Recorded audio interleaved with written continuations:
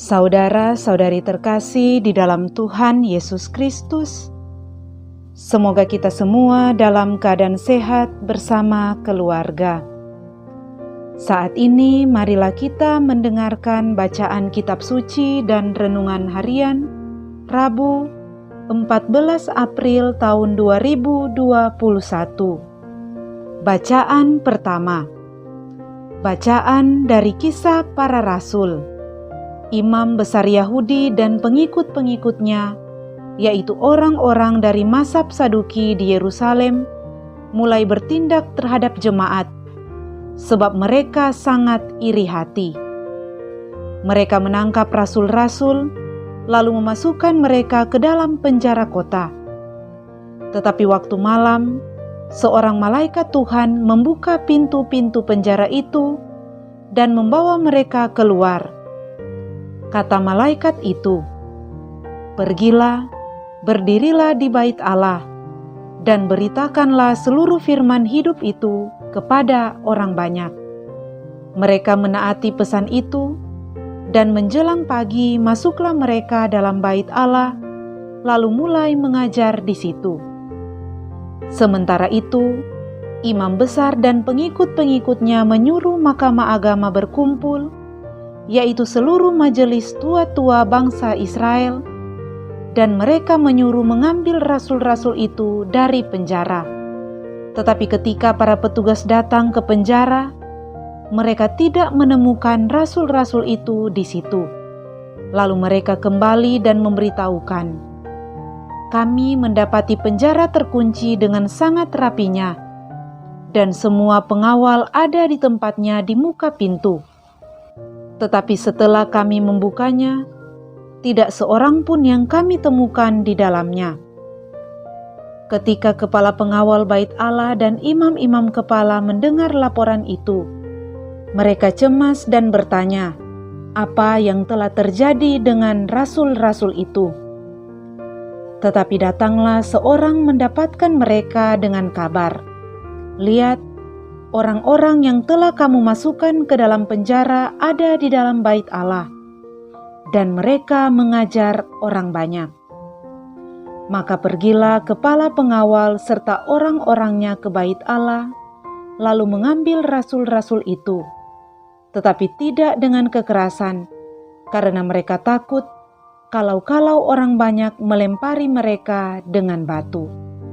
Demikianlah sabda Tuhan. Syukur kepada Allah. Bacaan Injil. Inilah Injil Yesus Kristus menurut Yohanes. Dimuliakanlah Tuhan. Dalam percakapannya dengan Nikodemus, Yesus berkata, "Karena begitu besar kasih Allah akan dunia ini, sehingga Ia telah mengaruniakan anaknya yang tunggal, supaya setiap orang yang percaya kepadanya tidak binasa, melainkan beroleh hidup yang kekal. Sebab Allah mengutus anaknya ke dalam dunia, bukan untuk menghakimi dunia, melainkan untuk menyelamatkannya. Barang siapa percaya kepadanya, ia tidak akan dihukum. Tetapi barang siapa tidak percaya, ia telah berada di bawah hukuman, sebab ia tidak percaya dalam nama Anak Tunggal Allah. Dan inilah hukuman itu: terang telah datang ke dalam dunia, tetapi manusia lebih menyukai kegelapan daripada terang, sebab perbuatan-perbuatan mereka jahat. Sebab barang siapa berbuat jahat, membenci terang, dan tidak datang kepada terang itu, supaya perbuatan-perbuatannya yang jahat itu tidak nampak. Tetapi barang siapa melakukan yang benar, ia datang kepada terang, supaya menjadi nyata bahwa perbuatan-perbuatannya dilakukan dalam Allah. Demikianlah Injil Tuhan. Terpujilah Kristus. Saudara-saudari terkasih di dalam Tuhan Yesus Kristus, renungan kita di saat ini diberi judul Keselamatan karena Kasih-Nya. Saudara-saudari terkasih, terdapat suatu ilustrasi tentang orang yang saleh yang datang berdoa ke gereja. Ada 2 orang saleh datang ke gereja untuk berdoa dan mereka meminta rahmat Allah untuk dapat mengenal diri mereka sendiri. Orang yang pertama mendapat rahmat untuk bisa melihat dosa dan kelemahannya, sehingga ia merasa sangat sedih dan menyalahkan dirinya sendiri dan pulang ke rumahnya.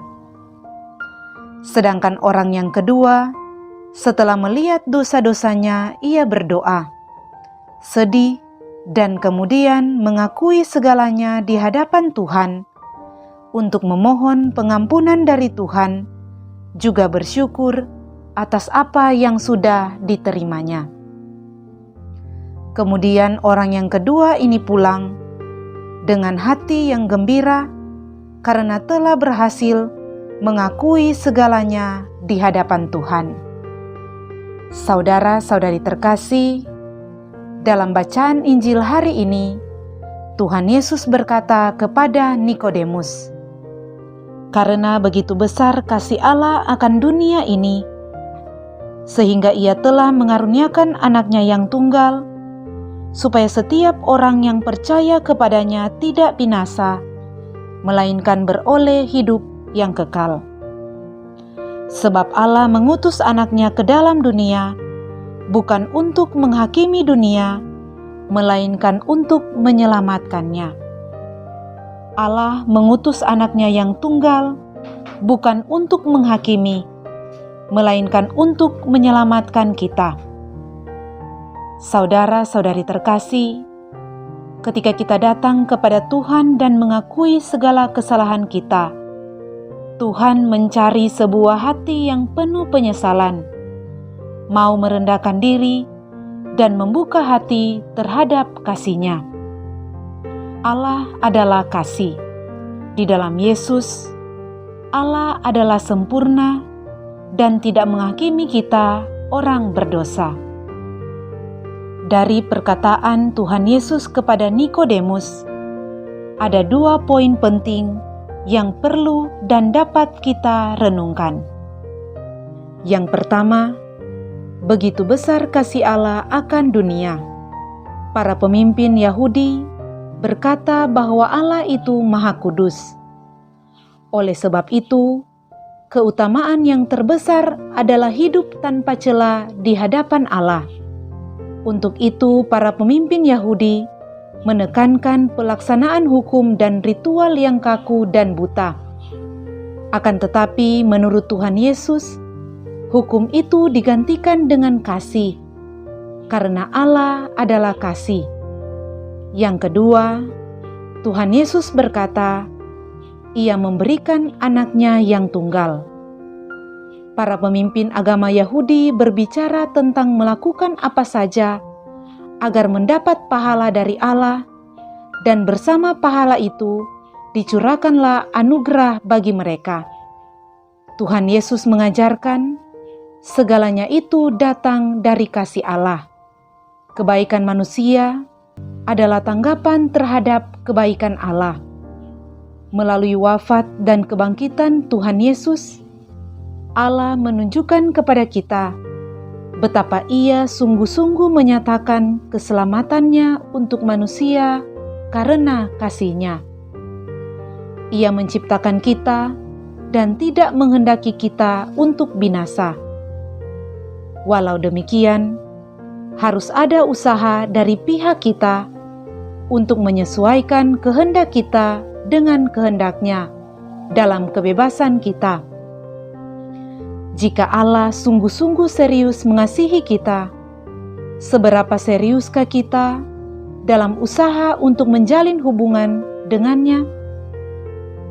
Apakah kita juga mengusahakan keselamatan seperti Allah telah mengusahakan keselamatan melalui Putranya Yesus Kristus? Saudara-saudari terkasih, marilah kita bermenung akan kasih Allah yang sungguh nyata dalam kehidupan kita. Allah adalah kasih. Kasih itulah yang menyelamatkan kehidupan manusia. Marilah berdoa.